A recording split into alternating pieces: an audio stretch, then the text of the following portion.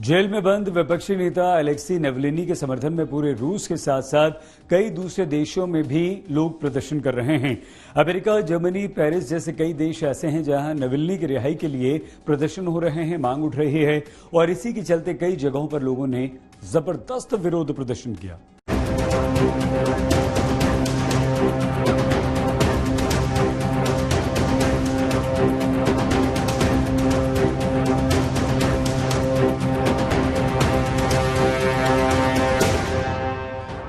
रूस, America, France, Germany, हर जगह प्रदर्शन।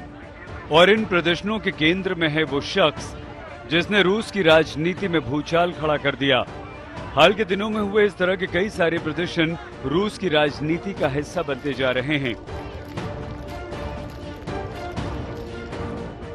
-50 डिग्री के तापमान में इन लोगों द्वारा किए जा रहे इस प्रदर्शन का मुख्य उद्देश्य रूस के विपक्षी नेता अलेक्सी नेवलिनी की रिहाई है, जिन्हें रूस में गबन और धोखाधड़ी के आरोप के चलते गिरफ्तार कर लिया गया।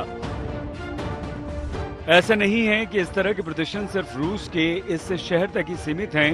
ऐसा ही हाल रूस की राजधानी मॉस्को और रूस के शहर सेंट पीटर्सबर्ग का भी है, जहां हजारों की तादाद में लोगों ने नेवलिनी की रिहाई के लिए प्रदर्शन किया, जिसका परिणाम ये रहा कि इन अलग अलग शहरों से करीब 10,000 लोगों को पुलिस ने गिरफ्तार कर लिया। नेवलिनी की रिहाई की मांग सिर्फ रूस में ही नहीं उठ रही, बल्कि अमेरिका, फ्रांस और जर्मनी में भी कुछ ऐसा ही दृश्य दिखाई दे रहा है। तस्वीरें अमेरिकी शहर न्यूयॉर्क की हैं, जहां सैकड़ों की तादाद में लोगों ने अलेक्सी नेवलिनी के लिए सहानुभूति दिखाते हुए प्रदर्शन किया। रूसी दूतावास से बाहर किए गए इस प्रदर्शन का उद्देश्य वही है जिस उद्देश्य के लिए रूस में प्रदर्शन हो रहा है। न्यूयॉर्क के बाद आइए रुख करते हैं फ्रांस के शहर पेरिस का, जहां नेवलिनी की आजादी की मांग के लिए सैकड़ों लोगों ने रैली निकाली। यहां भी लोगों की मांग नेवलिनी की आजादी और पुतिन सरकार के खिलाफ नाराजगी है।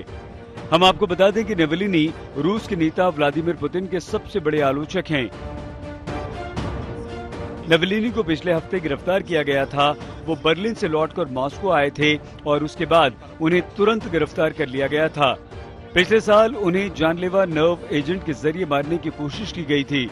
नेवलिनी ने इसके लिए सीधे व्लादिमीर पुतिन को जिम्मेदार ठहराया। हालांकि राष्ट्रपति पुतिन इन आरोपों को बेबुनियाद बताकर लगातार खारिज करते रहे हैं। आज तक ब्यूरो। अफ्रीकी देश ट्यूनीशिया की राजधानी ट्यूनिस में पुलिस की बर्बरता के खिलाफ हजारों लोग सड़कों पर उतर आए। लोगों ने पुलिस के खिलाफ जमकर नारेबाजी की, जिसको काबू में करने के लिए पुलिस ने बल प्रयोग किया।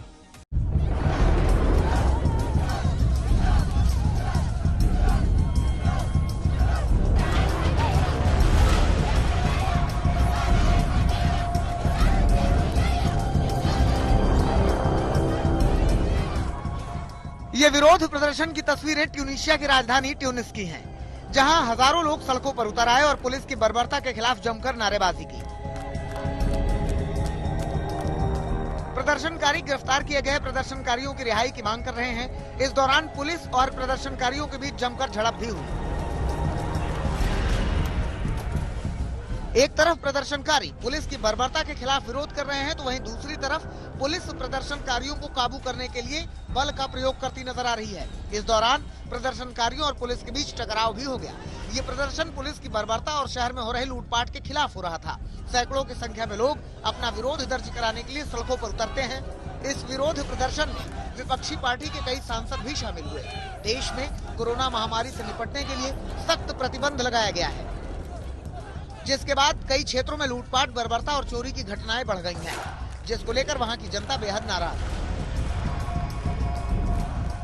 प्रदर्शनकारी इस बात से नाराज हैं कि ट्यूनीशिया दिवालिया होने की कगार पर है और उसकी सार्वजनिक सेवाएं बेहद खराब हैं, लेकिन वहीं की सरकार कुछ नहीं कर पा रही। ट्यूनीशिया में 2 लाख के करीब कोरोना के मामले सामने आ चुके हैं, जबकि इस वायरस से अब तक 6,000 से ज्यादा लोगों की मौत हो चुकी है। आज तक ब्यूरो।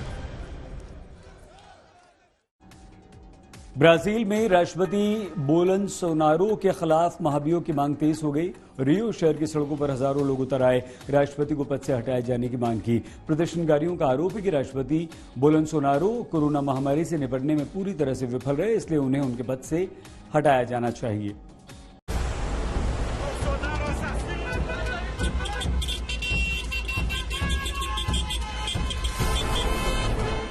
सड़कों पर कारों की लंबी कतार की ये तस्वीरें हैं लैटिन अमेरिकी देश ब्राजील की। यहाँ राष्ट्रपति जायर बोल्सोनारो के खिलाफ हजारों कार सवार सड़कों पर उतर आए और राष्ट्रपति के खिलाफ महाभियोग चलाए जाने की मांग की। रियो की सड़कों पर राष्ट्रपति बोल्सोनारो के खिलाफ कितने बड़े पैमाने पर प्रदर्शन हुआ, तस्वीरें देखकर सहज ही अनुमान लगाया जा सकता है।